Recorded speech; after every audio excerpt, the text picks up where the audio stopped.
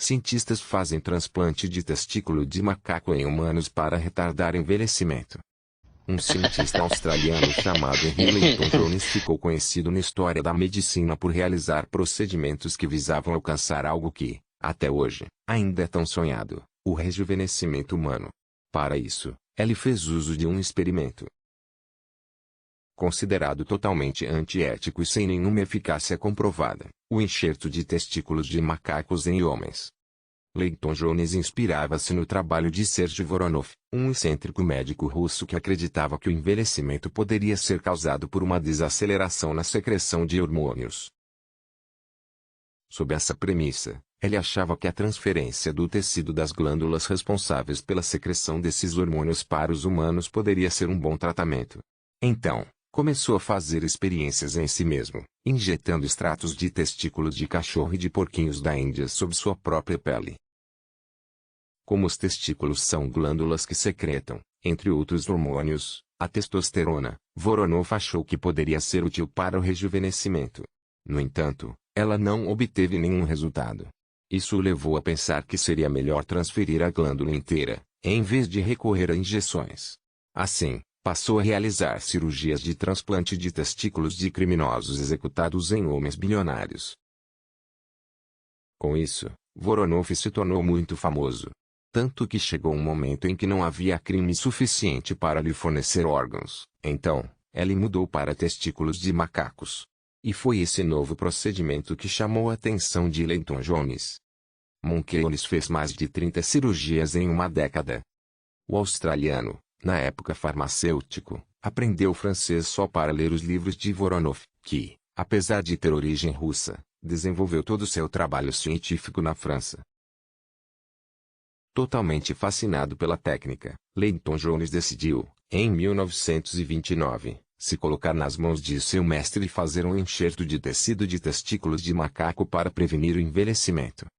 Além disso, após aquele primeiro encontro, foi contratado como assistente pelo cientista, para que pudesse conhecer de perto como eram feitas as intervenções. E finalmente, depois de considerar que estava suficientemente preparado, e também depois de se casar com a secretaria de Voronov, ele voltou para a Austrália. De volta ao país de origem, ele precisava de matéria-prima para os experimentos, ou seja, alguns exemplares de macacos rhesus, espécie amplamente utilizada em pesquisas. No entanto, a obtenção desses animais pode parecer complicada para um simples farmacêutico. E realmente foi. Layton Jones, então, após uma viagem a Singapura, tornou-se amigo do sultão de Johor e foi ele quem colocou os primatas à sua disposição. Sem dúvida, a facilidade de networking do australiano estava valendo a pena.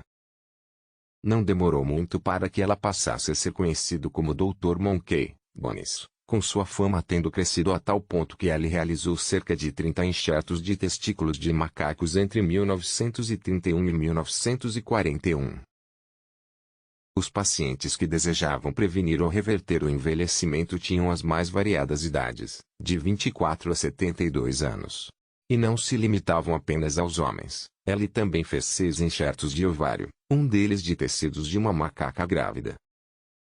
Voronov teve sua carreira interrompida quando outros cientistas expressaram forte rejeição aos seus métodos, gerando dúvidas em seus possíveis pacientes. As críticas, que duraram longos anos, o levaram a ser vinculado à transmissão do vírus da imunodeficiência humana dos macacos para os humanos. Mas, isso nunca ficou provado. Já no caso de Monkey Jones, tudo foi muito diferente. Ele tinha cada vez mais pacientes e chegou a ser convidado a apresentar seu trabalho a outros cientistas em uma conferência de graduação em um hospital de Newcastle, no Reino Unido. No entanto, sua morte resultante de um ataque cardíaco aos 75 anos impediu. O uso de testículos de macaco como enxerto em humanos contribuiu para a ciência. Interessados no que seria o conteúdo da palestra, diversos cientistas tentaram acessar os registros do australiano. Eles perceberam que eram impecáveis, além de muito detalhados, prestavam todas as informações necessárias aos pacientes, mantendo-os sempre a par de tudo. De qualquer maneira, a eficácia dos tratamentos nunca foi comprovada, sem contar o quão antiéticas eram suas práticas. Apesar disso, pode-se dizer que o método teve sua importância para a ciência.